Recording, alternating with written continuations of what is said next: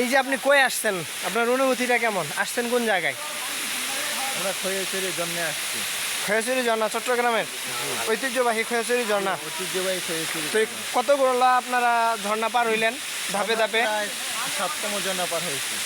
এখানে তো 12টা ঝর্ণা আছে, সব মিলে ছোট বড়। হয়তো এনে 10টা 12টা হইতেও পারে, উপরে আসছে কিনা তা জানি না। আর কোনো ওটার কি পথ নাই যে মানুষ। এই যে আপনারা দেখতেই পাচ্ছেন, এই যে এদিক থেকে আর কোনো ওঠার জায়গা নাই, একদম জায়গাগুলো হচ্ছে বন্ধ। আমরা এই যে যারা আসছিলাম সবাই এই জায়গায় এসে এখন স্থগিত, আমাদের আর যাওয়ার কোনো জায়গা নাই। এখন আমরা আস্তে আস্তে আর কি ফিরে যাব আমাদের যে গন্তব্য, আমাদের যেই ঠিকানা, আমরা সেটাই চলে যাব। বন্ধু, তোমাদের অনুভূতি কেমন? এ বন্ধু, তোমাদের অনুভূতি কেমন এই ঝর্ণাতে আসা?